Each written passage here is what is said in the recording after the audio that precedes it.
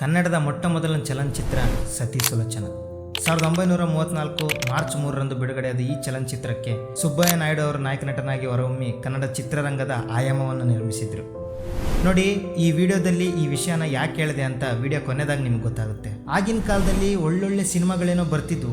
ಆಗಿನ ಕಾಲದಲ್ಲಿ ಕಲೆ ಅನ್ನೋ ಪದಕ್ಕೆ ಒಂದು ಒಳ್ಳೆ ವ್ಯಾಲ್ಯೂ ಇತ್ತು. ನಟನೆ, ಸಂಗೀತ, ನಿರ್ದೇಶನ ಇನ್ನೂ ಹಲವು ಕಲೆಗಳು ಆಗಿನ ಕಾಲದಲ್ಲಿ ಜೀವಂತವಾಗಿತ್ತು. ಒಬ್ಬ ಹೀರೋ ಪೌರಾಣಿಕ ಪಾತ್ರದಲ್ಲಿ ಕಾಣಿಸ್ಕೊಂಡ್ರೆ ಅವನ ನಟನಾ ಕೌಶಲ್ಯಕ್ಕೆ ಆ ಪಾತ್ರವನ್ನೇ ಅವನಲ್ಲಿ ಕಾಣ್ತಾ ಇದ್ರು. ಒಂದೊಂದು ಸಿನಿಮಾನು ಕುಟುಂಬ ಸಮೇತರಾಗಿ ನೋಡ್ತಿದ್ದ ಆ ಕಾಲೆಯಲ್ಲಿ ಬರೀ 15 ಸೆಕೆಂಡ್ ರೀಲ್ಸ್ಗೆ ಅಡಾಪ್ಟ್ ಆಗಿರೋ ಈ ಕಾಲೆಯಲ್ಲಿ ಒಳ್ಳೊಳ್ಳೆ ಸಿನಿಮಾಕ್ಕೆ ಜನ ಬರ್ತಾ ಇಲ್ಲ. ಇನ್ನು ಹೊಸ ಉರುಪಿಟ್ಕೊಂಡು ಏನಾದರೂ ಡಿಫ್ರೆಂಟಾಗಿ ಕತೆ ಮಾಡೋಣ ಅಂತ ಬಂದವ್ರಿಗೆ ಅವಕಾಶ ಸಿಗ್ತಿಲ್ಲ. ಇನ್ನು ಒಳ್ಳೆ ಟ್ಯಾಲೆಂಟ್ ಇದ್ದರೂ 12-13 ವರ್ಷ ಆಗಿ ಸಿನಿಮಾ ಇಂಡಸ್ಟ್ರಿಲಿ ಇದ್ದರೂ ಅವ್ರಿನ್ನೂ ರೆಕಗ್ನೈಸ್ ಆಗ್ತಿಲ್ಲ. ತಮ್ಮದೇ ಓನ್ ಪ್ರೊಡಕ್ಷನ್ ಹಾಕೊಂಡು ಶಾರ್ಟ್ ಮೂವಿ ಮಾಡಿದ್ರು ಆ ಮೂವಿನೂ ಕೂಡ ಯಾರೂ ನೋಡ್ತಿಲ್ಲ. ಹಾಗಾದರೆ ನಮ್ಮ ಜನ ಈಗಲೂ ಕಲೆಗೆ ಇನ್ನೂ ಬೆಲೆ ಕೊಡ್ತಾರಾ? ನೋಡಿ, ಇನ್ಮೇಲೆ ನಾನು ಹೇಳೋ ವಿಷಯಗಳು ಕೆಲವೊಂದು ಕ್ರಿಂಜ್ ಫ್ಯಾನ್ಸ್ಗೆ ಮನಸ್ಸಿಗೆ ಬೇಜಾರಾಗ್ಬೋದು. ಸೊ ಬೇಜಾರಾದರೆ ಬೇಜಾರು ಮಾಡ್ಕೊಳ್ಳಿ, ನಮ್ದೇನು ಅಭ್ಯಂತರ ಇಲ್ಲ. ಇನ್ಸ್ಟಾಗ್ರಾಮ್ ಓಪನ್ ಮಾಡಿದರೆ ಸಾಕು 1000 ಜನ ಕಂಟೆಂಟ್ ಕ್ರಿಯೇಟರ್ ಸಿಗ್ತಾರೆ. ಆದರೆ ಅದರಲ್ಲಿ 60% ಜನಕ್ಕೆ ಕಂಟೆಂಟ್ ಅಂದ್ರೇ ಏನೋ ಅಂತ ಗೊತ್ತಿಲ್ಲ. ಒಬ್ಬನು ಏನೋ ಒಂದ್ಸಲ ಕ್ರಿಂಜ್ ಮಾಡ್ತಾನೆ, ಅದು ಚೆನ್ನಾಗಿದೆ ಅಂತ ನಕ್ಕು ಲೈಕ್ ಕೊಡ್ತೀವಿ. ಆದರೆ ಈಗ ಆ ಕ್ರಿಂಜೇ ಕಂಟೆಂಟ್ ಆಗಿ ಬದಲಾಗಿದೆ. ಒಳ್ಳೆ ಟ್ಯಾಲೆಂಟ್ ಇಟ್ಕೊಂಡು ರೆಕಗ್ನೈಸ್ ಆಗಬೇಕು ಅಂತ ಬಂದಿರೋ ಪ್ರತಿಭೆಗಳನ್ನ ಬಿಟ್ಟು ಅರ್ಥ ಇಲ್ಲದೆ ಇರೋರನ್ನ ನಮ್ಮ ಜನ ಕರ್ಕೊಂಡೋಗಿ ಮೇಲ್ ಕೂರಿಸಿದ್ದಾರೆ.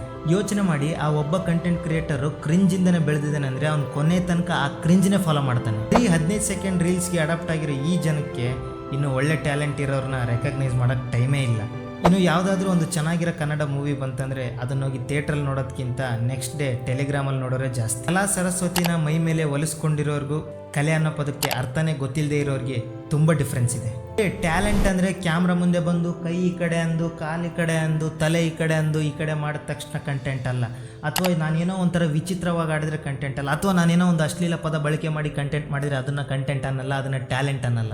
ಯಾರೋ ಒಬ್ಬನ ಹತ್ರ ಡ್ಯಾನ್ಸಿಂಗ್ ಸ್ಕಿಲ್ಲೋ, ಆ್ಯಕ್ಟಿಂಗ್ ಸ್ಕಿಲ್ಲೋ, ಏನಾದರೂ ಸಿಂಗಿಂಗ್ ಸ್ಕಿಲ್ಲೋ ಇರುತ್ತೆ. ಆದರೆ ಅದನ್ನ ಬಿಟ್ಟು ಬೆಳಗ್ಗೆಯಿಂದ ಸಂಜೆ ತನಕ ನಾನು ಅದನ್ನು ಮಾಡಿದೆ ಇದನ್ನು ಮಾಡಿದೆ ಅಂತ ಕ್ಯಾಮ್ರಾ ಮುಂದೆ ಎಲ್ಲ ತೋರಿಸೋದನ್ನ ನಾವು ಕಂಟೆಂಟ್ ಅನ್ನೋಕ್ಕಾಗಲ್ಲ. ಐ ನೋ, ನಾನೀಗ ಹೇಳಿರೋ ಕೆಲವೊಂದು ಪಾಯಿಂಟ್ಸ್ನ ಕೆಲವೊಂದಷ್ಟು ಜನ ಒಪ್ತೀರಾ, ಕೆಲವೊಂದಷ್ಟು ಜನ ಒಪ್ಪಲ್ಲ ಅಂತ.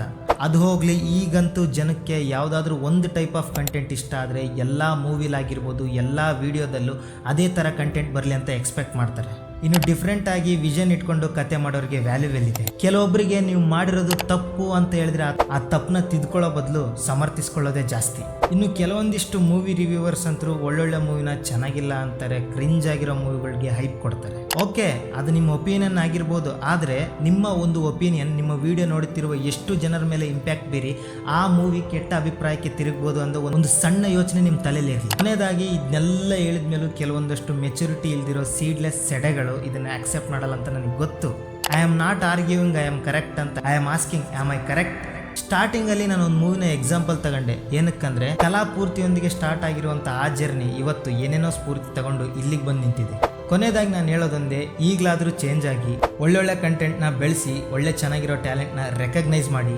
ಏನು ಇಲ್ಲದೆ ಇರೋರಿಗೆ ಹಾಲು ಕೊಡೋದಕ್ಕಿಂತ ಆಸಕ್ತಿ ಇದ್ದವ್ರಿಗೆ ಕುಡಿಯೋಕ್ಕೆ ನೀರು ಕೊಡಿ.